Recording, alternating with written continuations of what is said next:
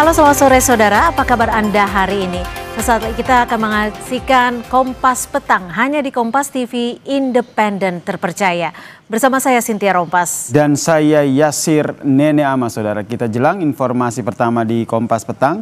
Kita awali dari Medan, Sumatera Utara, saudara. Ada 4 rumah semi permanen yang ludes terbakar di Jalan Polonia, Medan pada Minggu siang.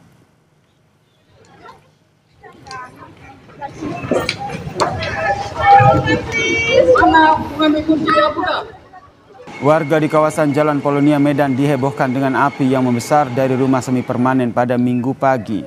Sejumlah warga mencoba memadamkan api secara swadaya, namun upaya tersebut belum membuahkan hasil. Tak berapa lama, 1 unit kendaraan damkar dari Dinas Kebakaran Medan turun dan memadamkan api. Api berasal dari salah satu rumah yang berada di lokasi. Saat kejadian tidak ada orang di dalam rumah.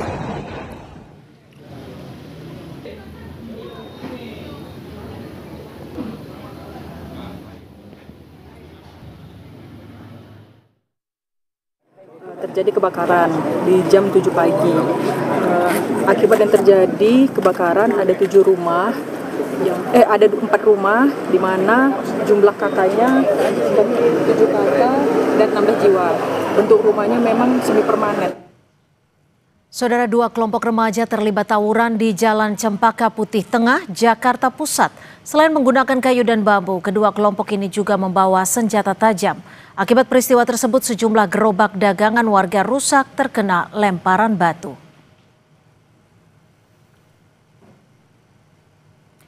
Dua kelompok tersebut saling serang di gang sempit permukiman warga. Masyarakat sekitar khawatir jadi korban salah sasaran akibat tawuran itu.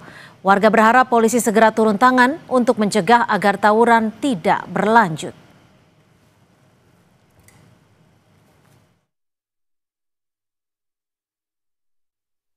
Dan para pelakunya itu kita nggak tahu anak mana saja. Dan kami khawatirkan kalau terlalu lama dibiarkan ini akan mengganggu ketentraman warga di sekitar wilayah sini. Jadi was-was nggak sih? Pastinya was-was sekali karena takutnya salah sasaran ke warga atau bahkan mungkin merusak fasilitas di sini, fasilitas umum. Saudara, identitas 2 kerangka manusia yang ditemukan di lantai 2 sebuah gedung di depan Makobrimob Kuitang, Senen, Jakarta Pusat masih diselidiki. Polisi kini tengah memeriksa sampel DNA dari keduanya. Polres Metro Jakarta Pusat masih menyelidiki temuan 2 kerangka manusia dalam kondisi hangus terbakar di salah satu gedung di Kuitang, Jakarta Pusat. Gedung yang berdekatan dengan markas Brimob itu terbakar saat demonstrasi akhir Agustus lalu. Rumah Sakit Polri masih memeriksa sampel DNA 2 kerangka tersebut. Rumah Sakit Polri juga memeriksa sampel DNA 2 keluarga orang hilang saat demo di Mako Brimob Kuitang, yaitu keluarga Reno Sahputra Dewo dan Muhammad Farhan Hamid. Jadi dari keluarga orang yang dilaporkan hilang sudah diambil sampelnya, baik itu saudara R dan saudara F itu. Mungkin hari Rabu kurang lebih katanya akan keluar hasil dari forensik Polri. 2 kerangka manusia itu ditemukan oleh pekerja yang hendak melakukan renovasi gedung tersebut. Bangunan itu tidak pernah digunakan sejak terbakar akhir Agustus lalu. Saat ditemukan, kedua kerangka itu berada di atas plafon bersama tumpukan material gedung. Benar, jadi gedung itu setelah terbakar memang tidak digunakan lagi sebagai kantor, sehingga hanya dijaga oleh beberapa security yang melakukan kegiatan penjagaan di tempat tersebut. Kalau jenis kelamin keduanya? Diperkirakan laki-laki. Nah, ini ada hubungannya nggak dengan beberapa orang yang hilang saat aksi unjuk rasa Agustus lalu? Untuk kemungkinannya nanti akan kita buktikan dari hasil cek DNA yang sedang dilakukan oleh lapor Polri, apakah itu ada hubungannya atau tidak. Gedung itu terbakar saat kerusuhan terjadi pada 29 Agustus lalu. Koalisi Sipil mencatat setidaknya masih ada dugaan 2 orang yang dinyatakan hilang pasca demo tersebut. 2 orang yang masih dinyatakan hilang adalah Reno Sahputra Dewo dan Muhammad Farhan Hamid. Tim Liputan Kompas TV.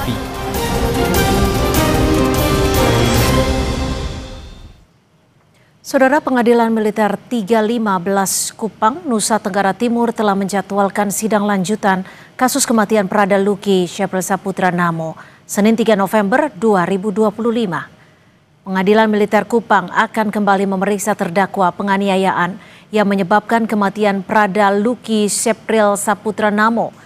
Pada sidang sebelumnya, sejumlah fakta diungkapkan saksi mengenai penganiayaan yang dilakukan terdakwa kepada korban Prada Luki. Sidang lanjutan atas terdakwa Letu Infantri Ahmad Faisal akan kembali digelar besok, Senin 3 November 2025 pukul 9 pagi dengan agenda pemeriksaan saksi. Sidang digelar hingga Rabu yang disiarkan secara langsung melalui kanal YouTube Dilmil Kupang. Dengan terdakwa atas nama Letu Infantri Ahmad Faisal akan dilaksanakan sidang lanjutan pada hari Senin tanggal 3 November tahun 2025 dengan agenda pemeriksaan saksi. Sementara itu, saudara, keluarga korban Ibunda Prada Luki, Sepriana Paulina Mirpei menegaskan akan menghadiri langsung sidang lanjutan kasus kematian Prada Luki Namo di Pengadilan Militer Kupang bersama dengan keluarga besarnya. Keluarga berharap saksi memberikan keterangan yang jujur.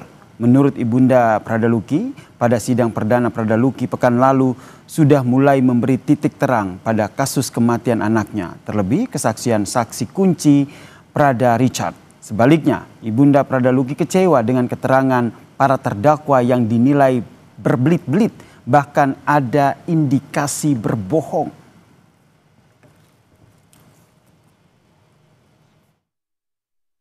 Pertama, saksi kunci Prada Richard, puji Tuhan dia berkata dengan baik, benar, tegas, sesuai apa yang dia alami dengan almarhum.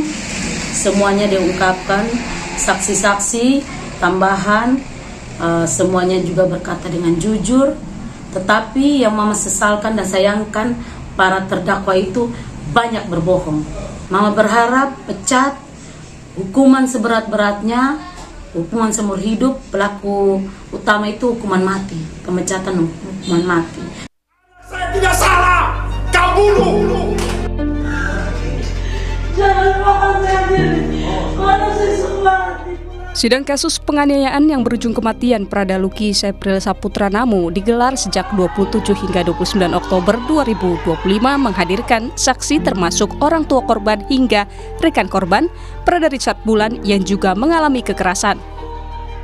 Kami di BAP sama terdakwa Letnan Maden Juni, jadi mengiranya kami berbohong awal BAP sama Dansi Intel, jadi terdakwa Pratu Alandadi masuk langsung duduk di kursi, terus duduk di kursi langsung menendang kami di telinga. Sejak sidang perdana yang menghadirkan 22 terdakwa, orang tua dan keluarga besar Prada Luki tak pernah absen dalam sidang. Dalam persidangan, ayah Prada Luki, Pelda Christian Namo, bercerita ia dan sang istri hancur ketika tahu anaknya meninggal dunia diduga karena dianiaya seniornya. Saya keras di Bapak, saya berdoa, kenapa saya anggota TNI Bapak demi nama Tuhan, saya sangat cinta dengan TNI, merah putih Bapak, saya adalah mati. Izin, siap izin Bapak yang mau izin, karena siap isi saya menangis, jiwa saya meronta Bapak. Saya kasih, mungkin itu. 22 tersangka hukuman mati, anak saya tidak salah, kau bunuh, hukuman mati. Ingat Bapak, sampai dunia tahu. Hukuman mati. Sementara salah satu terdakwa yang diduga menganiaya korban, Letda Torik Singajuru, meminta maaf pada keluarga Prada Luki dan berjanji akan bertanggung jawab atas apa yang dilakukan. Turut berduka cita atas adik kami sendiri juga, yaitu anggota kami juga di batalion binaan kami juga. Kami juga meminta maaf atas apa yang kami lakukan dan kami akan bertanggung jawab atas yang kami lakukan. 22 terdakwa menjalani sidang dan dibagi dalam 3 berkas perkara. Para terdakwa dituntut maksimal 9 tahun penjara dan terancam hukuman tambahan berupa pemecatan dari dinas militer atas dugaan perbuatan menganiaya Pradaluki Saputra Namo hingga korban mengalami luka berat dan meninggal di Rumah Sakit Nagekeo pada 6 Agustus 2025. Sidang akan kembali dilanjutkan besok, Senin 3 November 2025, mulai pukul 9 pagi. Persidangan terbuka untuk umum dan disiarkan di kanal YouTube agar proses persidangan bisa dimonitor seluruh masyarakat. Tim Liputan, Kompas TV.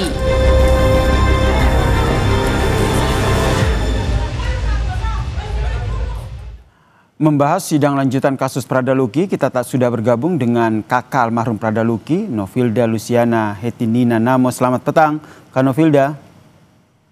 Selamat petang, Mas. Kak Novilda, ini apakah sudah dapat info soal sidang besok, termasuk siapa saja yang nanti akan hadir menjadi saksi? Sudah, Mas. Kalau untuk info sidang lanjutannya besok sudah dapat info. Terus untuk saksi-saksinya itu yang kemarin di sidang minggu lalu itu tidak bisa hadir, mereka hadirkan di besok sampai hari Rabu. Oke, infonya besok sidang dilaksanakan dimulai pada pukul berapa dan siapa keluarga yang nantinya akan hadir untuk menyaksikan langsung sidang di sana? Besok sidangnya itu mulai jam 9 pagi, Mas. Terus untuk yang hadir, pastinya saya punya bapak, saya punya mama dengan keluarga besar. Novilda juga ikut hadir untuk menyaksikan secara langsung? Kalau saya ikut sidang yang pertama saja, Mas. Soalnya saya juga kebetulan kerja di Pulau Lembata, jadi saya sudah pulang dari hari Jumat kemarin. Oke, tapi tetap memantau secara daring ya, karena sidang juga ditayangkan lewat kanal YouTube. Kemudian Novilda kemarin juga sempat menyaksikan sidang yang dilaksanakan begitu. Apa yang menjadi tanggapan dari Novilda sebagai kakak? Kalau tanggapan saya kemarin kebetulan menyaksikan langsung selama 3 hari sidang berlangsung di pengadilan militer. Itu bagi saya banyak terdakwa yang masih berbicara belum jujur. Banyak yang mereka masih tutup-tutupi. Terus banyak juga terdakwa yang masih merasa, saya lihat dari mereka punya raut aja itu merasa tidak bersalah. Ada beberapa terdakwa itu. Itu yang Novilda saksikan begitu ya. Kemudian kemarin kan juga ada saksi Prada Richard gitu yang mengungkap bahwa ada tindakan penganiayaan yang dilakukan. Nah, melihat saat pengungkapan kesaksian tersebut, respon dari keluarga seperti apa? Kalau untuk kami keluarga, dari Richard punya pengakuan ya kami berterima kasih sekali karena Richard sudah berani berbicara dengan jujur apa yang Richard dengan adik saya almarhum Luki ini alami ketika kejadian seperti itu, tidak ada yang ditutupi. Kami sangat bersyukur sekali supaya bisa membuka mereka punya hukuman yang seberat-beratnya, Mas. Terus jangan ada yang ditutupi karena itu murni penyiksaan dan tuduhan yang mereka tuduhkan kemarin itu juga Bapak Auditor Militer bilang tidak bisa dibuktikan. Jadi itu murni penyiksaan. Jadi ya kami berharap untuk para terdakwa itu dijatuhkan hukuman seberat-beratnya, apalagi pelaku utama yang ada 4 orang itu. Pelaku utama 4 orang ini rencananya besok juga akan dihadirkan lagi atau seperti apa informasi yang Novilda dapatkan? Yang saya dapat itu pasti dihadirkan, Mas. Itu nanti mereka pasti mungkin di hari ketiga sesuai yang sidang pertama itu. Untuk saksi yang besok akan dihadirkan, Novilda dan juga keluarga sudah dapat info siapa saja saksi yang nanti akan dihadirkan? Kalau saksinya kami belum tahu, Mas. Kalau kemarin permintaan dari saya punya orang tua itu untuk menghadirkan komandan batalionnya, terus dokter batalion, dengan ada utusan dari batalion, ada 2 orang. Itu salah satunya itu pangkatnya Letnan 2, terus yang satunya itu Pratu. Itu yang Letda itu karena memang dia pas kejadian itu dia ada di tempat dan dia juga tahu mengenai penyiksaan itu. Terus kalau untuk yang Pratunya itu mungkin itu nanti ditanya mengenai surat pernyataan karena mereka yang membawa surat pernyataan mengenai pernyataan yang 10 juta per orang itu. Baik, terima kasih saudara dari Pradaluki, Novilda Luciana Hetina Namo. Semoga kita berharap ada keadilan untuk almarhum Pradaluki ya. Terima kasih Novilda telah bergabung bersama kami di Kompas Petang. Saudara, arus lalu lintas di sekitar kawasan Stadion Gelora Bung Karno, Jakarta Pusat mulai padat jelang konser girl band asal Korea Selatan Blackpink.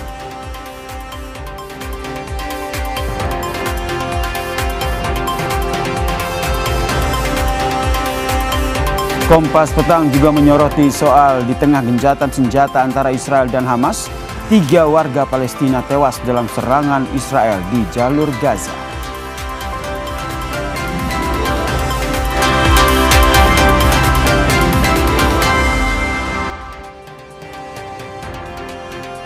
Saudara, arus lalu lintas di sekitar kawasan Stadion Gelora Bung Karno, Jakarta Pusat mulai padat jelang konser girl band asal Korea Selatan Blackpink.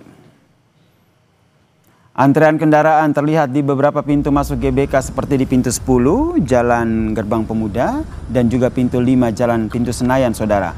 Untuk mengantisipasi kepadatan arus lalu lintas, polisi memberlakukan rekayasa lalu lintas secara situasional.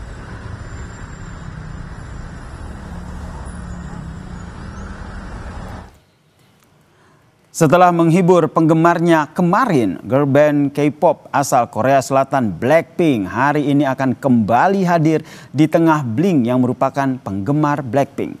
Konser hari kedua Blackpink ini, saudara, disambut antusias oleh para Blink. Sejak siang, Blink sudah tiba di Gelora Bung Karno, Jakarta dan mulai menukarkan tiket mereka.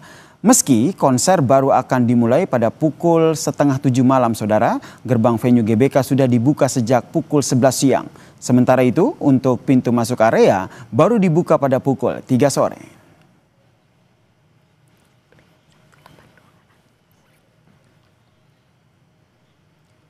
Sebelumnya, penggemar Blackpink sangat antusias menyaksikan penampilan idol mereka di hari pertama konser yang berlangsung di Gelora Bung Karno, Jakarta. Penggemar Blackpink atau Blink memenuhi Stadion Gelora Bung Karno, Jakarta dengan warna merah muda dan hitam. Tidak hanya mereka yang memiliki tiket, Blink yang tidak memiliki tiket juga memadati GBK. Mereka datang untuk merasakan euforia konser Blackpink. Konser bertajuk Deadline ini jadi rangkaian tur dunia Blackpink. Jakarta menjadi salah satu kota dalam rangkaian tur dunia Blackpink bertajuk Deadline.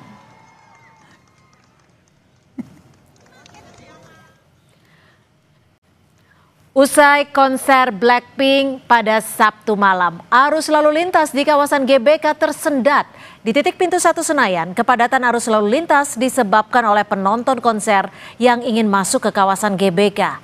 Untuk mengatasi kepadatan arus lalu lintas, polisi melakukan rekayasa lalu lintas yang diberlakukan situasional.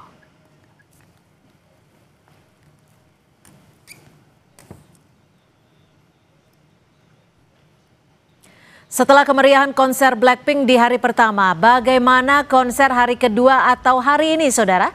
Kita bergabung dengan jurnalis Kompas TV, sudah ada Eril Wiranata dan juru kamera Ricky Sultana di GBK Jakarta. Eril, seperti apa antusiasme penggemar Blackpink atau yang biasa disapa dengan Blink sore hari ini? Eril. Ya saudara, walaupun saya bukan Blink, tetapi saya merasakan semangat dari mereka yang dimana sudah antusias. Bahkan saya mendengar sudah ada yang datang dari siang hari untuk menyaksikan konser Blackpink, yang dimana ini merupakan konser hari kedua yang berada di Stadion Gelora Bung Karno. Dan mungkin saya akan tanya-tanya sedikit ke para Blink ini seperti apa sih antusias mereka. Dan saat ini saya sudah bersama, halo Ibu dan Ade ya. Dengan siapa? Dan anak, dengan Ibu Velia. Ade? Miyuki. Dari mana nih kalau boleh tahu? Dari Kalimantan Utara. Lalu gimana sih antusiasnya untuk menyaksikan konser Blackpink pada hari ini? Antusias banget ya. Kita dari konser pertama selalu ngikutin terus sampai hari ini. Iya, benar. Jadi ini sangat fans sekali ya berarti ya dengan Blackpink ini. Dari hari pertama kemarin nonton atau enggak? Enggak, kita hari kedua ini yang nonton. Kalau boleh tahu nih bawaannya apa aja nih? Pastinya untuk nonton konser Blackpink nggak kelupaan lightstick-nya ya. Ini ikoniknya dari Blackpink gitu. Bisa dinyalain nggak sih kalau lightstick ini? Bisa. Tuh, cuman mungkin karena outdoor masih belum kelihatan ya lampunya. Nanti dia mengikuti irama ya Blackpink? Iya, benar. Lalu kira-kira dari Blackpink ini siapa yang paling jadi favorit dan ditungguin? Kalau aku suka Jennie. Jennie? Iya. Lagunya apa sih yang paling disukain? Like Jennie. Like Jennie? Yeah. Terus kira-kira nih dari fans ini nih, bagaimana nih dari awal pertama ingin hadir di sini seperti apa sih? Tentunya ini konser yang sangat ditunggu-tunggu juga oleh semua para Blink, dan kita berkesempatan untuk dilakukannya tuh di Indonesia. Itu seneng banget, Indonesia dapat slotnya. Berarti udah ngikutin Blackpink dari hari pertama ya. Terus kira-kira nih kan kalau melihat dari kemarin cuaca hujan ya, udah bawa belum sih persiapan lainnya? Udah, kita udah prepare banget. Apa aja tuh kalau kita udah bawa payung, udah bawa jas hujan, udah. Semoga hari ini nggak hujan. Lalu udah nunggu berapa jam kalau boleh tahu nih? Pengen masuk kan sebentar lagi ya, jam 4:30 ya? Kira-kira dari jam, kita udah standby dari jam 3. Jam 3 ya. Siap. Udah. Blackpink hari ya. ini. Betul. Seberapa semangatan nih kalau boleh tahu? Bisa nyanyi sedikit kan nih Blackpink nih? Aduh, ini udah jago. Sedikit lagunya aja. Lagunya Jennie mungkin kali ya. Wanna rock with Jennie. Asik, keren nih, udah semangat banget ya. Ya, berarti ini udah siap menyaksikan Blackpink hingga nanti malam ya. Oke, semoga lancar dan cuacanya cerah biar bisa menyaksikan dengan nikmat dan semangat terus ya para Blink. Terima kasih. Ya saudara, itu juga salah satu Blink yang dimana dikatakan dari Kalimantan, bahkan ia sudah hadir di Stadion Utama Gelora Bung Karno. Bahkan tidak hanya hari ini saja, sebelum-sebelumnya konser Blackpink di Indonesia dia sudah hadir, udah menyiapkan di berbagai macam, dari jas hujan, lalu juga tadi ada tongkat lightstick-nya sudah disiapkan, dan selain itu juga persiapannya yang dimana nantinya memang ini cuaca tidak menentu seperti kemarin, tapi sudah menyiapkan jas hujan, dan nanti kita akan melihat terus bagaimana semangat-semangat dari para Blink ini. Yasir. Ya Eril, lalu jika antusiasme sudah begitu terasa, apakah ada rekayasa lalu lintas yang disiapkan untuk menghindari kepadatan lalin seperti yang terjadi pada Sabtu kemarin? Ya, jika saya melihat sebelumnya saya datang menuju ke Stadion Utama Gelora Bung Karno, memang jika dilihat ini cukup kendaraan ini cukup ramai ya dari sekitar Stadion Utama Gelora Bung Karno, yang dimana memang untuk kendaraan roda 2 ataupun 4 ini memadati dari Stadion Utama Gelora Bung Karno, dan selain itu juga memang dihimbau untuk menggunakan transportasi umum jika ingin menonton dari konser Blackpink ini, dan selain itu juga dari dikatakan polisi sudah menyiapkan berbagai macam rekayasa lalu lintas, dan mungkin jika dapat dilihat saat ini para Blink sudah mulai lebih hadir lagi persiapan menuju dari konser Blink yang dimana nantinya akan dimulai pada pukul 18.30, yang dimana nantinya akan menyapa Blink-Blink yang berada di Indonesia. Dan selain itu juga tidak hanya tadi dari Kalimantan saja, melainkan juga dari berbagai macam daerah di Indonesia ini sudah hadir. Bahkan mereka juga, informasi yang kami dapatkan, ini hadirnya cukup ramai ya, yang dimana ini menjadi salah satu yang ditunggu dari para Blink yang berada di Indonesia. Dan selain itu juga ini merupakan, saya berada di Plaza Utara, yang dimana dari polisi juga sudah dipersiapkan, yaitu sebanyak 1.500 personil untuk mengamankan dari konser Blackpink ini. Lalu bagaimana nanti keseruannya kita akan saksikan terus. Kembali ke studio. Baik, terima kasih jurnalis Kompas TV Eril Wiranata melaporkan langsung jelang konser Blackpink di hari kedua Gelora Bung Karno Jakarta. Terima kasih Eril. Dan saudara, Jeda Kompas Petang akan hadir dengan informasi. Pemerintah dan DPR menyepakati biaya penyelenggaraan ibadah haji 2026 sebesar 87,4 juta rupiah. Biaya ini lebih rendah dibandingkan biaya tahun lalu. Tidak hanya itu, upaya perbaikan penyelenggaraan ibadah haji juga dilakukan dengan penyeragaman periode masa tunggu keberangkatan haji. Selengkapnya usai jeda di segmen Catatan Kompas TV.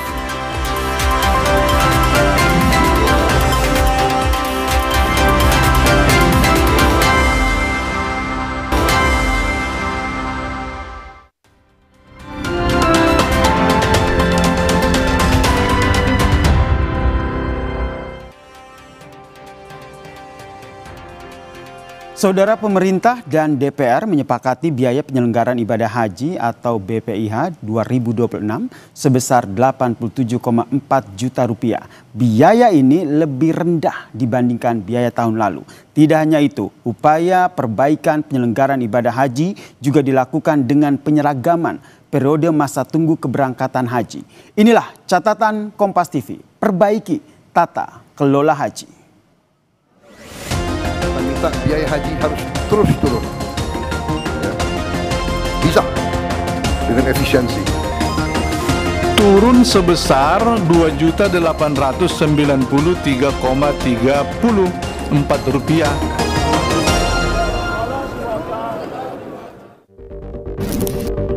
Panitia Kerja Komisi 8 DPR bersama pemerintah telah menyepakati biaya penyelenggaraan ibadah haji atau BPIH 2026 sebesar 87,4 juta rupiah. Dengan demikian, biaya haji 2026 turun 2 juta rupiah dari tahun 2025, yaitu 89,4 juta rupiah. Dari jumlah itu, biaya perjalanan yang ditanggung langsung oleh anggota jemaah ditetapkan 54,19 juta rupiah, turun 1,23 juta dibandingkan dengan tahun lalu, yaitu sebesar 55,43 juta rupiah. Ketua Komisi 8 DPR Marwanda Sopang mengatakan, penurunan ini melanjutkan tren efisiensi biaya tanpa mengurangi standar layanan. Kami bersepakat dan berkomitmen dengan pemerintah bahwa kita telah mengunci di awal pelayanan tetap terbaik bagi jemaah, baik pemondokan, baik konsumsi, transportasi, itu semua kita kunci dengan kualitas terbaik dengan spesifikasi yang sudah ditentukan. Kita meyakini bahwa itulah yang terbaik buat jemaah. Wakil Menteri Haji dan Umroh Daniel Anzar Simanjuntak menyebut, biaya haji 2026 seharusnya naik 2,7 juta rupiah, diantaranya karena nilai tukar rupiah yang melemah.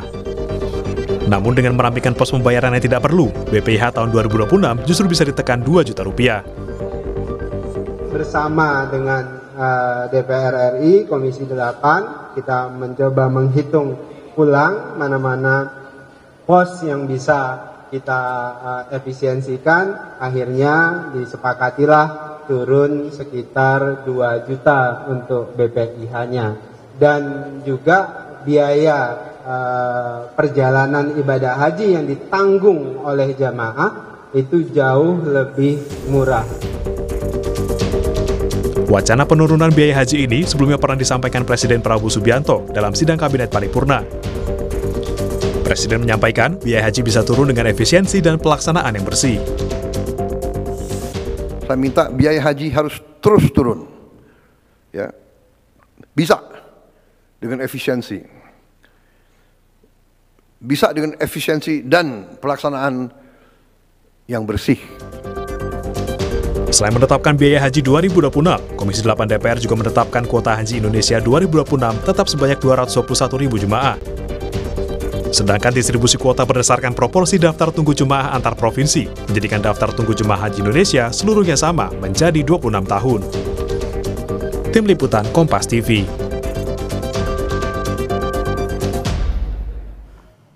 Saudara, upaya Kementerian Haji dan Umroh untuk memperbaiki penyelenggaraan ibadah haji patut diancungi jempol. Upaya perbaikan ini dimulai dengan penyeragaman periode masa tunggu keberangkatan haji. Hingga tahun 2025, saudara, lama masa tunggu bervariasi di setiap wilayah antara 11 sampai 47 tahun. Tapi mulai tahun depan, Kementerian Haji dan Umroh memukul rata periode masa tunggu keberangkatan menjadi 26 tahun. Agar kebijakan ini bisa berjalan, Kementerian Haji dan Umroh juga mengatur ulang pembagian jumlah kuota setiap wilayah.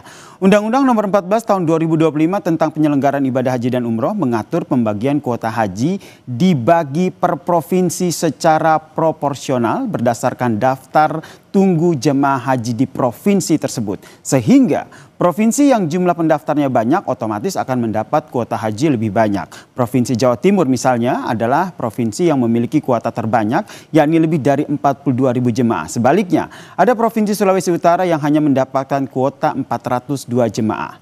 Meski memunculkan perdebatan di ruang publik, tetapi kebijakan ini adalah langkah positif dalam memberikan rasa keadilan hingga memperbesar peluang bagi calon jemaah haji untuk bisa berangkat ke Tanah Suci. Upaya perbaikan lain yang patut diapresiasi adalah keberhasilan Kementerian Haji dan Umroh menggolkan usulan pengurangan biaya ibadah haji reguler untuk tahun depan sebesar Rp2 juta per jemaah haji. Namun keberhasilan ini saudara masih menyisakan sebuah ironi karena beban biaya yang ditanggung jemaah dari total biaya haji secara proporsional malah meningkat selama 10 tahun terakhir saudara. Dari tahun 2015 hingga tahun 2025 dari total keseluruhan biaya haji 61% dibayar oleh jemaah. Sisanya ditanggung pemerintah dengan subsidi dari hasil pengelolaan nilai manfaat dana haji. Dan untuk tahun depan beban biaya yang harus ditanggung jemaah haji naik menjadi 62%. Kenaikan biaya transportasi, tarif hotel, dan juga inflasi global dituding menjadi penyebab kenaikan beban biaya ini. Inilah pekerjaan rumah berikutnya. Jangan sampai upaya menurunkan biaya haji yang ditanggung jemaah menjadi sia-sia karena setiap tahun porsi biaya yang ditanggung jemaah akan terus naik akibat pemerintah yang gagal mengontrol pengelolaan biaya-biaya yang lain.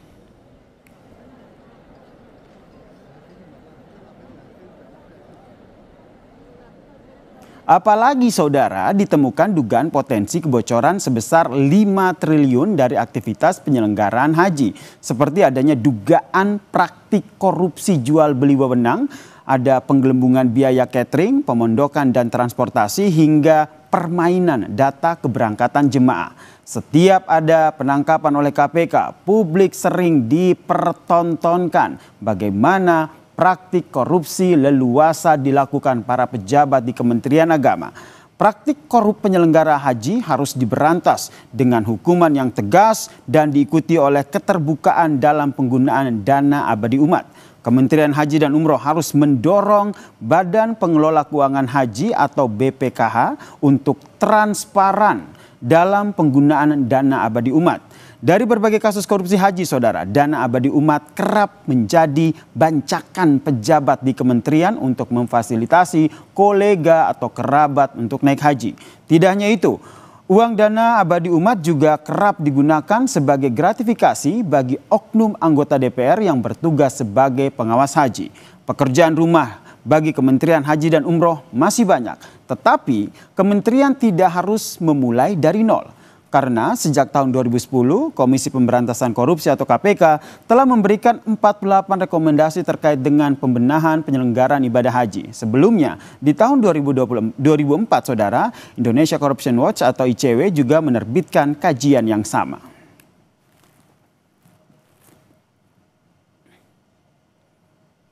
Jadi saat ini yang dibutuhkan adalah keberanian dan konsistensi dari Kementerian Haji dan Umroh untuk betul-betul memperbaiki penyelenggaraan ibadah haji. Semoga tidak masuk angin ketika berhadapan dengan kepentingan politik dan juga penguasa. Dengan semakin baiknya tata kelola haji, maka biaya naik haji akan semakin murah, tetapi fasilitas pelayanan ibadah haji juga tidak murahan. Demikian catatan Kompas TV. Kita jumpa lagi pekan depan.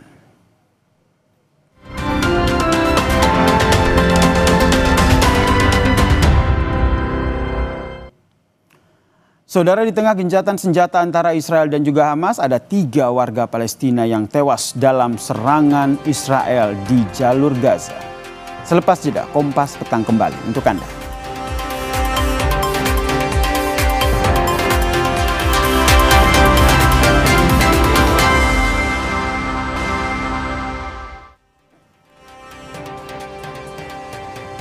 Saudara, di tengah genjatan senjata antara Israel dan Hamas, ada 3 warga Palestina yang tewas dalam serangan Israel di jalur Gaza.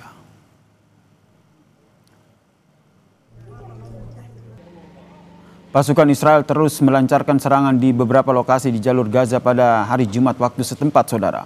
Otoritas kesehatan Gaza bilang di hari yang sama 3 orang tewas dan banyak orang yang terluka.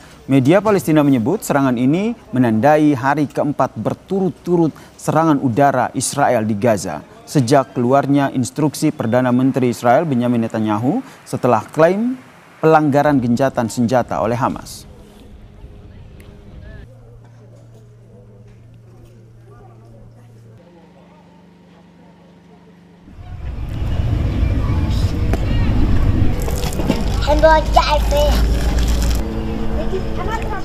Sekitar 30 keluarga pengungsi dari berbagai wilayah Gaza tinggal di tenda-tenda di pemakaman di Khan Younis karena kurangnya tempat berlindung yang layak di seluruh jalur Gaza.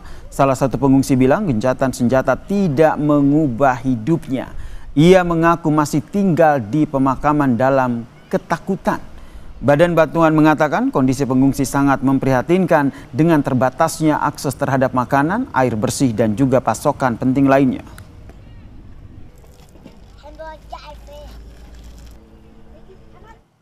تبدأ تغرب الشمس بيبدأ الخوف في الأطفال ما بيقدروا يطلعوا وأنا عندي أطفال كتير يعني بيجي 4 صغار بخافوا يطلعوا عشان الكلاب وفي الليل بين الموتى بخافوا يعني من المقابر والحياة صعبة جدا وما قدرناش نرجع على بيوتنا رغم الهدنة عشان بيتنا في المنطقة الحمراء.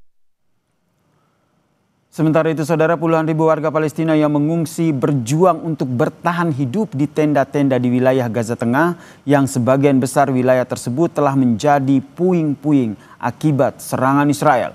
Warga mengantre bantuan air dari truk tangki. Warga sangat bergantung pada bantuan karena banyak yang tidak dapat kembali ke rumah mereka yang hancur atau masih berada di wilayah yang masih dikuasai oleh Israel. Bantuan dan perbekalan telah memasuki wilayah Palestina, tetapi masih belum mencukupi untuk lebih dari 2 juta penduduk yang membutuhkan makanan, air, obat-obatan, dan kebutuhan pokok lainnya.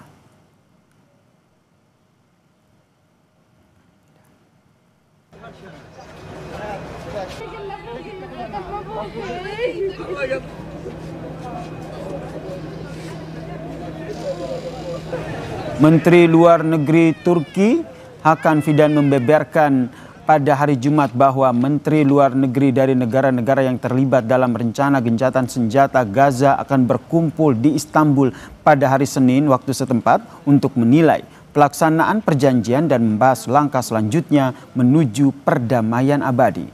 Menanggapi serangan Israel, Turki menuding Netanyahu mencari-cari alasan untuk menyerang Gaza. Müzakereleri desteklemeyi sürdüreceğiz.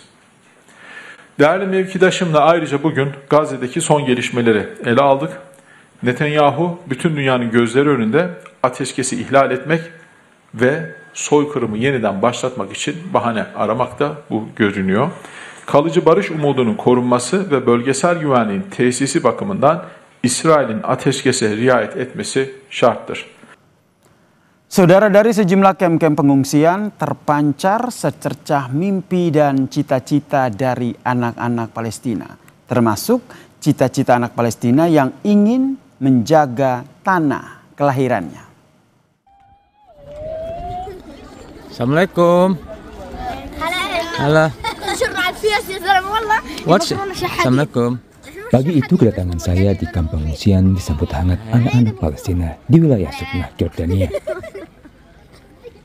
Kedatangan kami saat pembagian bantuan pengungsi seolah menjadi suasana baru untuk bermain bagi mereka. Keceriaan tampak di wajah-wajah kecil mereka.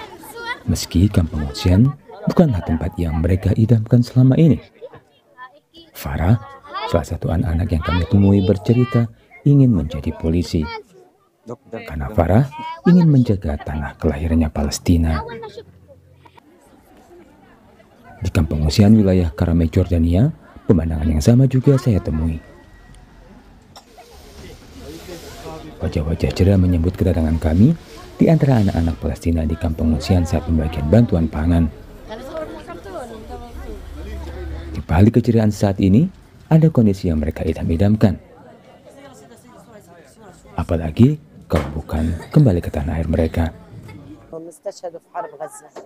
Di Wihdat, Jordania, saya juga bertemu dengan anak-anak Palestina di sekitar kamp pengungsian. Tomani, salah satu pengungsi, berkisah soal cita-cita anak-anaknya. بنات وولدين. وكيف الدراسة للولد؟ بدرس عن طريق وكالة الأونروا والحمد لله منيح. يعني ما بدك تدفعي؟ لا ما بندفع في وكالة الأونروا. مدارس الوكالة. السيارة. إيش أحلام أولادك؟ هم والله أحلامهم يطلعوا ميكانيك سيارات وهايبرد ويتعلموا شغلات زي هيك. تتمنى ترجعي لفلسطين؟ أكيد. ليش؟ يعني بلدنا وأهلنا من أنت؟ أنا هبة. أنا محمد. أنا رغد. أنا محمد. من أنت؟ محمد. أنا مريم. أنا رهب. Konflik panjang di Gaza dan serangan Israel ke tanah Palestina tak hanya membuat ratusan ribu nyawa hilang dan membuat kota Gaza luluh lantak, tetapi masa depan sejumlah anak-anak Palestina juga kini masih terenggut di balik kamp-kamp pengungsian. Saudara, Farah dan Ilyas ini hanyalah satu dari sekian ribu, bahkan ratusan ribu anak-anak jutaan bahkan dari anak-anak Palestina yang juga bermimpi ingin hidup damai dan mencapai cita-citanya seperti anak-anak di belahan bumi lainnya. Dari Ade Yudian, Kompas TV, Suhna, Jordania.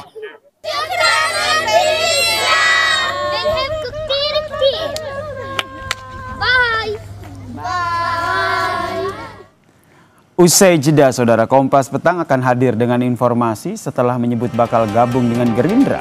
Budi Ari kembali terpilih menjadi Ketua Umum Projo periode 2025-2030. Lantas, akankah arah dukungan relawan Projo akan berubah haluan? Simak perbincangannya bersama rekan Cynthia Rompas usai jeda.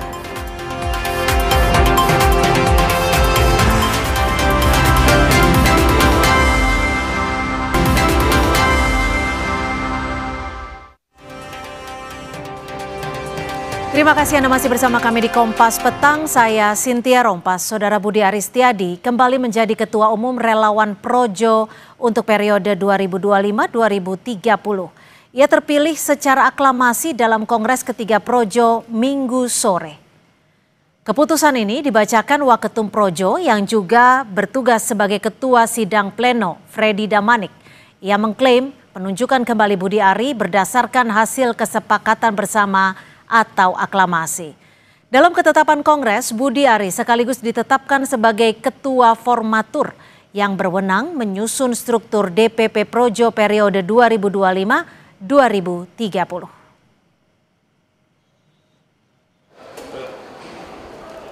Memperhatikan hasil kesepakatan bersama atau aklamasi seluruh peserta Kongres Projo ketiga, memutuskan menetapkan Budi Ari Setiadi sebagai Ketua Umum DPP Projo periode 2025 sampai 2030 dan sebagai Ketua Formatur menyusun kepengurusan Dewan Pimpinan Pusat Projo periode 2025-2030. Sepakat ya? Sepakat? Sepakat? Sementara itu Ketua Umum Projo Budi Ari Setiadi membantah jika rencananya bergabung dengan Partai Gerindra dinilai demi backingan politik. Menurutnya, ia dan Projo telah mendukung Presiden Prabowo sejak awal dan ingin mendukung agenda politik Prabowo. Budi Ari pun menepis jika rencananya disebabkan figur politik Jokowi yang semakin ditinggalkan. Ia mengaku ingin menguatkan program dan partai pimpinan Presiden.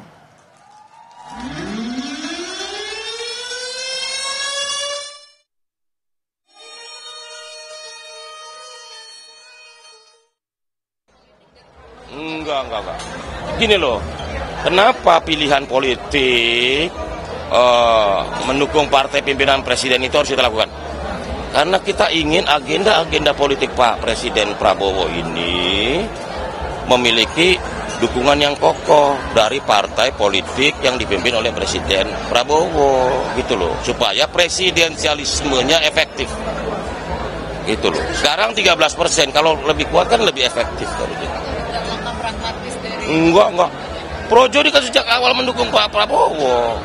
Kita kan tadi saya udah bilang bahwa Projo ini sejak awal dukung Pak Prabowo. Projo ini kan organisasi pelopor pendukung Prabowo Gibran, bukan ikut-ikutan dukung Prabowo. Ketua Umum Projo Budiari memastikan Projo akan mendukung partai yang dipimpin Presiden Prabowo Subianto. Projo juga akan melakukan transformasi organisasi termasuk mengganti logo Projo yang sebelumnya bergambar siluet wajah Jokowi. Hal ini disampaikan Budiari usai Kongres Projo pada Sabtu kemarin. Budiari bilang Projo akan segera mengganti logonya agar tidak terkesan fokus pada individu. Budiari juga menambahkan Projo berasal dari bahasa Sanskerta Jawa yang memiliki arti negeri dan rakyat.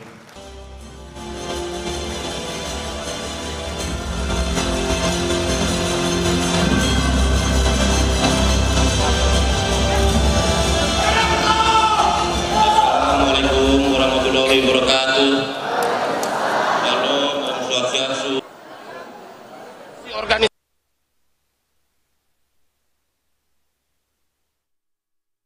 Projo masih organisasi yang salah satunya adalah kemungkinan merubah logo Projo yang nanti akan kita putuskan di Kongres 3 ini. Logo Projo akan kita rubah supaya tidak terkesan kultus individu. Projo itu artinya negeri dan rakyat.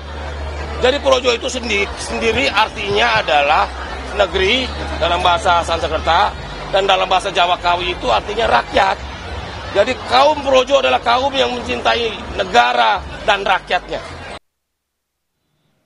Sebelumnya Ketua Umum Projo Budi Aris Setiadi melempar sinyal akan masuk ke Partai Gerindra. Menanggapi hal ini, politisi PDI Perjuangan Ferdinand Huta Heian menilai hal ini karena Budi Ari membutuhkan perlindungan politik dan hukum.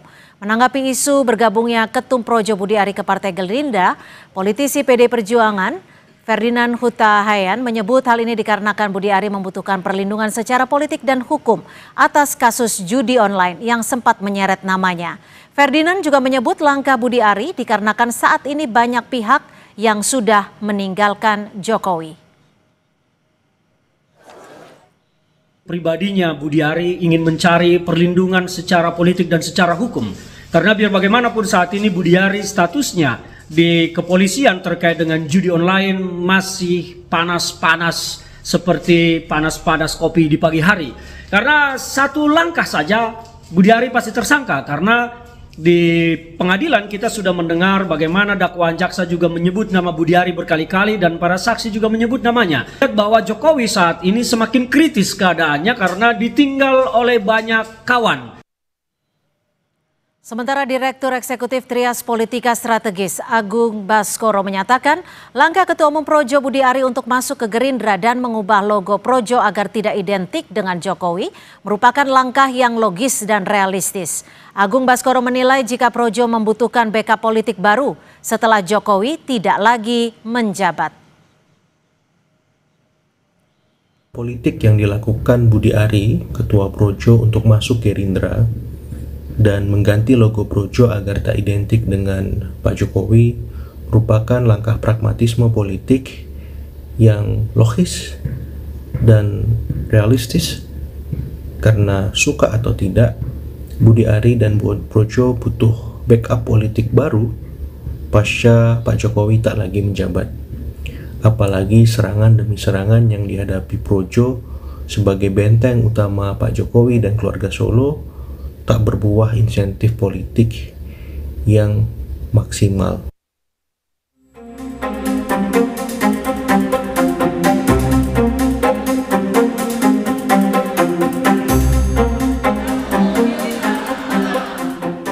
Ketua Umum Projo Budi Ari Setiadi melempar sinyal kuat untuk bergabung dengan Partai Gerindra saat pembukaan Kongres ketiga Projo di Jakarta pada Sabtu kemarin. Kepada anggota Projo, Budi Ari bilang dirinya memohon izin jika suatu saat berpartai agar dapat dipahami.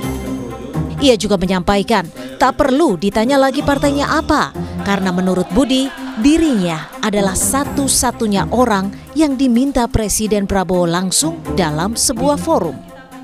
Memperkuat seluruh agenda politik Presiden dengan memperkuat partai politik pimpinan Presiden. Jadi mohon izin jika suatu saat saya berpartai, teman-teman Projo bisa memahaminya. Nggak usah ditanyai partainya apa. Karena apa? Saya mungkin satu-satunya orang yang diminta oleh Presiden langsung di sebuah forum. Menanggapi pernyataan Budi Ari yang akan berlabuh ke Partai Gerindra, Ketua Harian Partai Gerindra Sufmi Dasko Ahmad menyebut belum mendengarnya secara langsung.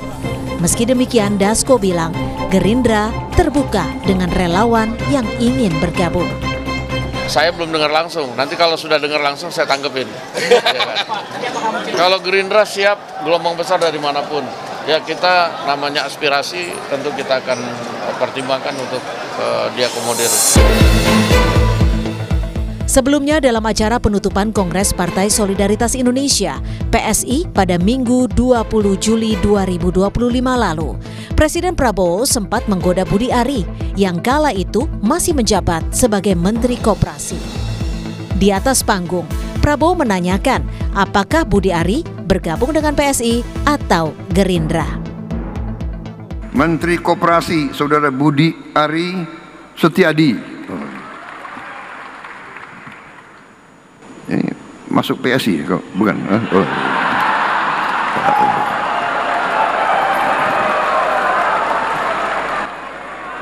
PSI atau Gerindra kok?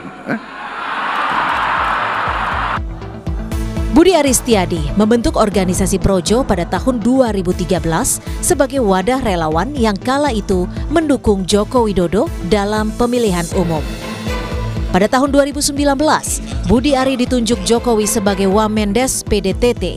Kemudian pada tahun 2023, Budi Ari ditunjuk sebagai Menteri Komunikasi dan Informatika. Pada tahun 2025, di pemerintahan yang baru, Presiden Prabowo menunjuk Budi Ari sebagai Menteri Koperasi sebelum akhirnya di-reshuffle pada 8 September 2025. Tim Liputan, Kompas TV.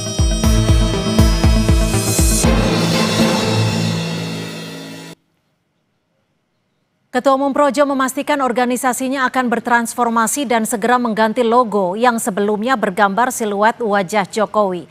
Lalu apa sesungguhnya langkah politik Budi Ari yang sebelumnya merupakan relawan garis keras Jokowi? Kita bahas bersama Ketua Umum Projo Budi Ari Setiadi serta Direktur Eksekutif Lingkar Madani Ray Rangkuti.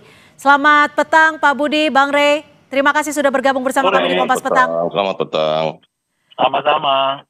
Pak Budi, dulu Projo ini lahir untuk Jokowi 2013 kalau nggak salah. Sekarang berpihak ke Prabowo. Apa sebenarnya yang berubah saat ini? Apakah ideologi dari Projo atau kepentingannya yang berubah, Pak Budi? Begini, yang pertama-tama sebelum saya jelaskan semuanya, saya ingin mengklarifikasi dulu itu pernyataan dari politisi baru PDI Perjuangan yang mengatakan bahwa soal judi online dan juga soal perlindungan politik dengan masuk Gerindra. Soal judi online, pengadilan sudah memutuskan, proses hukum sudah berlangsung dan tidak ada keterkaitan dan hubungan mereka semua dengan saya. Bahkan dari pihak aparat hukum sudah menegaskan, satu, tidak ada mensrea dari Budi Ari Setiadi sebagai Menteri Komunikasi dan Informatika ketika itu. Yang kedua, tidak ada perintah baik lisan maupun tertulis. Dan yang ketiga, tidak ada aliran dana. Jadi tolong saudara yang tetap menggoreng-goreng isu judi online ini, secara hukum saya sudah dinyatakan tidak terlibat sama sekali. Jadi narasi itu karena dimunculkan di TV ini saya harus bantah, saya harus klarifikasikan. Kecuali TV ini tidak memuat narasi itu. Kali ini soal harga diri, soal keluarga, karena mengaitkan saya dengan judi online. Mohon maaf, ketika saya menjadi Menteri Kominfo, saya adalah orang yang paling tegas dan keras soal pemberantasan judi online. Faktanya, jejak digitalnya bisa dibuktikan dengan sungguh-sungguh. Tidak ada satupun orang Projo yang terlibat judi online. Tidak ada satupun staf sus saya terlibat judi online. Yang ada adalah Partai Mitra Judol. Sehingga jangan maling teriak maling. Oke, artinya Anda Karena membantah pernyataan dari PDI Perjuangan, Ferdinand Huta Heian, yang menyatakan bahwa Anda membutuhkan backup politik dan hukum. Seperti itu ya, secara singkatnya ya? Begini, faktanya itu saya diminta oleh Presiden Republik Indonesia, Bapak Prabowo Subianto, dengan menanyakan di sebuah forum, Budi Ari, kamu PSI atau Gerindra? Menurut hemat kami, ini bukan pertanyaan atau pilihan. Ini perintah. Sehingga saya berdiskusi dengan banyak pihak. Pada Kongres ketiga Projo kemarin, saya memohon izin kepada para anggota Projo, jika suatu saat saya berpartai, harap dipahami. Oke, setelah 20 Juli 2025 itu, ketika Pak Prabowo bicara, apakah Anda dan juga Projo sendiri berkonsultasi langsung dengan Presiden Prabowo dan juga Gerindra?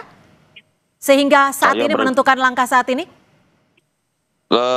Begini, pilihan hari ini atau kemarin bahwa kami memikirkan tentang agenda politik Presiden Prabowo yang memerlukan organisasi politik atau partai politik yang lebih solid, lebih kuat untuk mendukung presidensialisme Pak Prabowo. Saat ini Gerindra di 13%. Karena itu saya bilang ini agenda politik Presiden, agenda politik Presiden Prabowo ini harus kita perkuat dengan cara apa? Dengan cara mendukung partai politik yang dipimpin oleh Presiden Prabowo. Baik, artinya nama Anda Budi Aris Setiadi sudah masuk ke Partai Gerindra, ini sudah dalam proses atau seperti apa saat ini? Sampai saat ini saya sudah disetujui oleh teman-teman Projo untuk menjadi anggota Partai Gerindra, gitu loh. Kalau langkah dari jawaban dari Gerindranya seperti apa? Tunggu dulu, karena untuk mereka katakan bahwa figur-figur tertentu itu harus persetujuan Ketua Umum. Oke, artinya nunggu jawaban dari Pak Prabowo ya? Iya. Baik, Bang Rey, ini transformasi Projo akan mengubah logo dan juga dikonfirmasi oleh Pak Budi Ari dalam statementnya bahwa Projo itu bukan singkatan dari Pro Jokowi ya, tapi adalah bahasa dari Sanskerta dan Jawa. Kalau menurut Anda, Bang Rey, ini bentuk konsolidasi kekuasaan atau memang sebenarnya Projo yang sebelumnya kita tahu Pro Jokowi ini merupakan pelemahan dari pengaruh Jokowi saat ini? Menurut Anda, Bang Rey? Ya, dua-duanya. Bagi Projo juga membutuhkan lahan ya, membutuhkan tempat ya, di mana mereka bisa ikut serta di dalam kekuasaan, dan itu kalau bisa lebih dekat, ya tentu lebih dekat, jadi tidak berjarak gitu.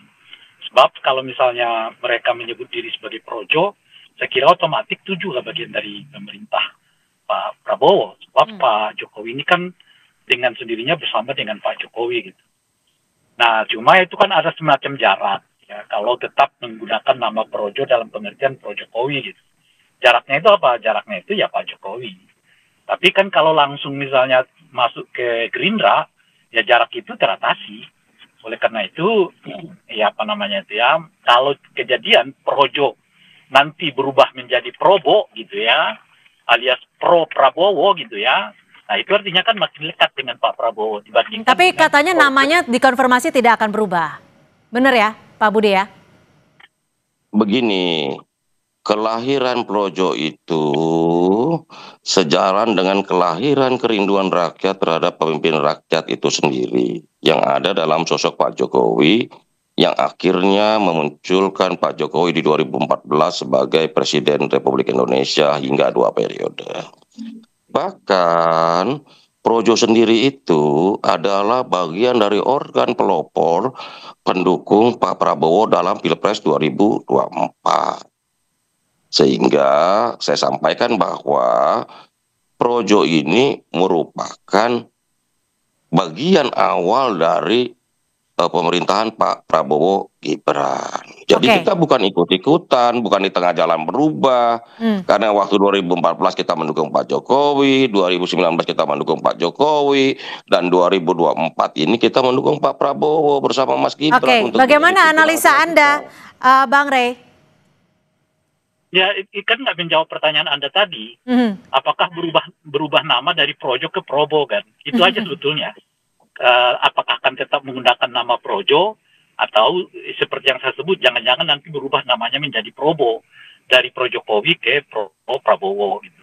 Kan itu pertanyaannya. Jadi soal dukung-mendukung tuh ceritanya udah selesai. Itu yang pertama. Nah, kalau langsung misalnya diubah namanya menjadi Probo kan artinya nggak ada jarak. Sebab itu langsung seperti Projo dengan Jokowi. Nah, kalau jadi berubah menjadi Probo seperti ya itu tadi Pro Prabowo langsung gitu. Jadi nggak ada antar di situ atau nggak ada fasilitator yang bernama Jokowi di situ. Itu yang pertama. Nah yang kedua, inilah politik kita khususnya di Indonesia ini. Nah di Indonesia ini sudahlah. Saya dulu pernah bersama dengan Bung Ari dalam salah satu acara talkshow dan kemudian itu diputar banyak orang lalu viral yang saya sebutkan. Di Indonesia itu politisinya kalau nggak bisa berkuasa, ya ikut kekuasaan, kira-kira gitu loh. Oke. Jadi menurut Anda realistis juga ya? Apa yang menjadi langkah Projo ini realistis ya?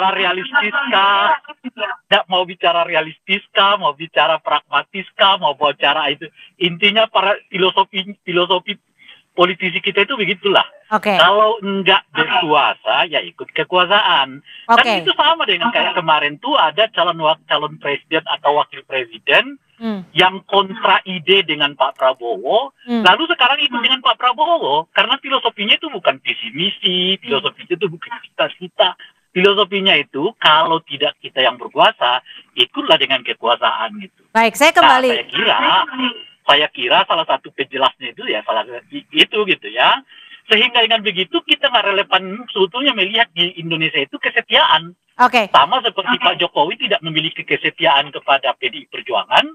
Nah sekarang ya kesetiaannya Budi Ari katanya ya pada visi gitu. Nah kan kalau pada visi nggak perlu mengubah nggak perlu mengubah logo, nggak perlu mengubah nama. Bahkan gimana Pak Budi? Anda menyetujui analisa yang sudah dibangun oleh Bang Rey? Apakah betul memang Projo ingin mendekatkan kepada kekuasaan saat ini? Dan apakah dengan langkah ini relawan-relawan Anda tidak lagi membela Joko Widodo? Begini loh kita kan lahir bersama Jokowi di 2014, 2019. Dan di 2024 kita juga bersama Jokowi mendukung pemerintahan atau mendukung kemenangan Prabowo Gibran. Jadi jangan didikotomikan, jangan dikontradiksikan. Seolah-olah kalau kita mendukung Pak Prabowo sekarang kita meninggalkan Pak Jokowi. Ini kan narasi yang menurut saya terlalu simplistis dan sesat. Ingat loh Pak, kita ini mendukung sejak Pilpres 2014-19 ke Pak Jokowi. Sehingga kita sebagai pendukung utama kita punya kewajiban mengamankan dan mengawal visi misi pemerintahan 10 tahun ini tidak boleh gagal. Nah karena itu di pemerintahan baru Pak Prabowo di 2004-2009 ini kita kawal karena kita pendukung awal juga pemerintahan ini gitu loh. Ingat loh kita nggak pernah belok-belok loh. Tanggung jawab kita konsisten, kita sudah dukung, kita harus amankan. Begitu loh. Jika memang tujuannya adalah mengawal pemerintahan dan juga mendukung pemerintahan, Bang Rey, apakah Projo ini menurut Anda bisa dianalisa masih sebagai ormas atau saat ini sudah menjadi partai bayangan kekuasaan? Usai jeda, saya tunggu jawabannya.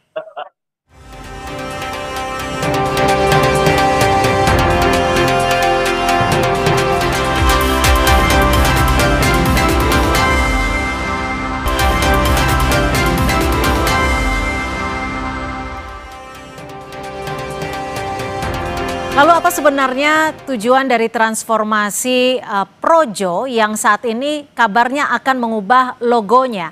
Bang Rey, kalau Anda melihatnya ini Ormas Projo ini akan mengganti logo. Kabarnya namanya tetap Projo, tapi artinya bukan Pro Jokowi lagi. Menurut Anda apakah ini masih bisa disebut Ormas atau sudah menjadi partai bayangan kekuasaan? Bang Rey?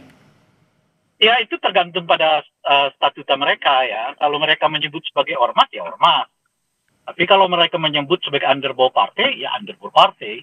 Jadi itu apa namanya itu? Saya kira apa istilahnya? Jadi kita ini semua sudah hampir relatif kabur lah ya. Mana relawan, mana underbow, mana ormas, mana ini macam dan sebagainya itu sudah relatif kabur. Jadi cara melihatnya itu bukan lagi dari perspektif ada apa namanya itu ya tindakan, tapi dari perspektif ADRT-nya. Jadi kalau di ADRT-nya mereka menyebut sebagai ormas ya ormas, sebagai underbow partai tapi sebagai kelompok relawan ya kelompok relawan gitu. Oke. Nah cuma kan kalau kelompok relawan itu kan artinya yang didukung adalah cita-cita, yang didukung adalah kesamaan visi. Jadi kalau kesamaan visi dan cita-citanya tetap sama, apapun namanya, apapun logonya, macam-macam itu, nah itu akan tetap jalan. Itu satu. Nah yang kedua, kalau yang namanya relawan itu juga nggak harus bagian dari kekuasaan itu. Mereka tetap bisa menjadi tetap relawan, tapi justru menjadi organisasi terdepan yang melakukan kritik dan pengawasan terhadap kekuasaan itu. Oke. Nah di kita ini kan relawan itu identik dengan hitam putih kekuasaan tetap dibela gitu loh Pak. Padahal mestinya salah satu watak dari relawan itu kalau Anda tetap pada visi yang sama ya Anda pembela. Tapi kalau Anda berbeda dengan visi yang sama-sama kita perjuangkan, ya saya akan mengkritiknya gitu. Oke. Nah itu yang saya sebut kabur nih sekarang soal apa yang disebut relawan, apa yang underbow partai gitu. Nah itu satu. Nah yang kedua, kalau ini kan orang dukung sesuatu itu kan boleh disebut dalam 3 aspek ya. Aspek pertama ya memang karena ada kesamaan visi. Yang kedua adalah karena ada kesamaan kepentingan gitu. Yang ketiga ya karena memang ingin ikut berkuasa gitu. Oke. Nah saya tidak tahu Projo dalam konteks apa. Oke, kita tanyakan langsung gimana Pak. Tunggu dulu. Kalau mereka misalnya mendukung Pak Prabowo karena aspek sama visi, sama tujuan itu, mereka nggak perlu ganti nama, nggak perlu ganti logo, nggak perlu juga harus bagian dari Gerindra, bahkan mungkin mereka seperti yang sekarang aja gitu loh. Oke, bagaimana Pak Budi Anda menjawab ini? Tapi untuk logonya sendiri nanti akan seperti apa? Dan untuk pengubahan logo ini Anda konsultasi dengan Pak Jokowi nggak?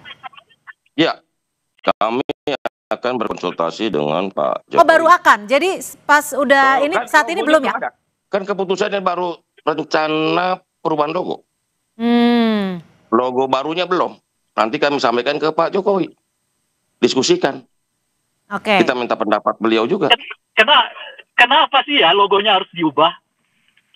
Begini, ini yang nanya siapa di presenternya atau Bang Rey? Saya tak jawab juga. Bang Rey, silakan dijawab, boleh saja. Kenapa Begini, harus dirubah? Ya. Pertanyaan Bang Rey.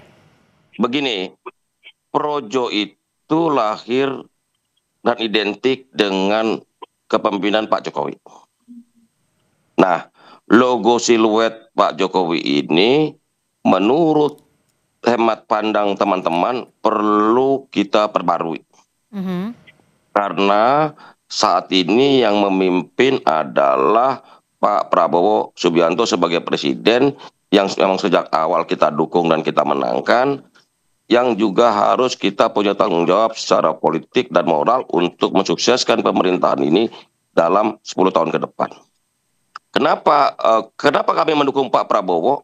Karena kami yakin seperti Pak Jokowi, pemimpin yang lahir dari kandungan rakyat itu sendiri, Pak Prabowo pun juga pikiran dan hatinya memang untuk rakyat.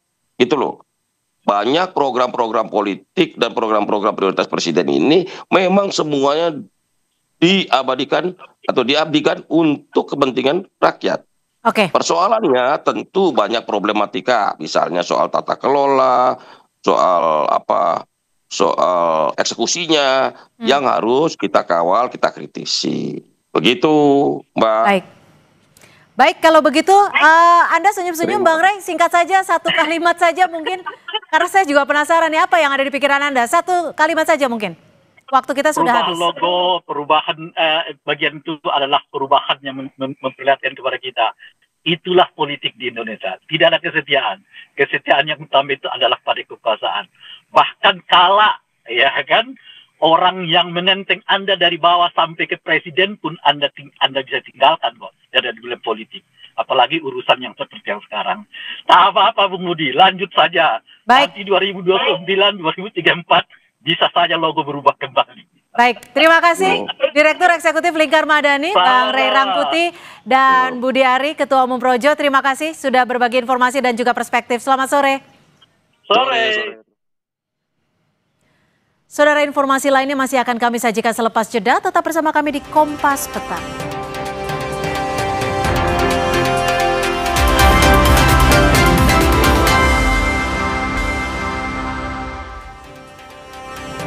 Sebuah rumah makan di depan apartemen Grand Kamala Lagun, Kota Bekasi, Jawa Barat terbakar. Api langsung membesar disertai dengan ledakan beberapa kali saat kebakaran terjadi. Petugas pemadam kebakaran dan penyelamatan Kota Bekasi berjibaku memadamkan api. Petugas juga memadamkan sumber kebakaran yang diduga dari kebocoran saat suplai gas alam dari truk penyuplai gas ke apartemen. Kebakaran sempat menimbulkan ledakan kencang beberapa kali, saudara. Akibatnya, kernet truk CNG penyuplai gas mengalami luka bakar dan harus dilarikan ke rumah sakit. Selain menghanguskan rumah makan, sejumlah motor milik karyawan rumah makan ikut terbakar akibat besarnya kobaran api.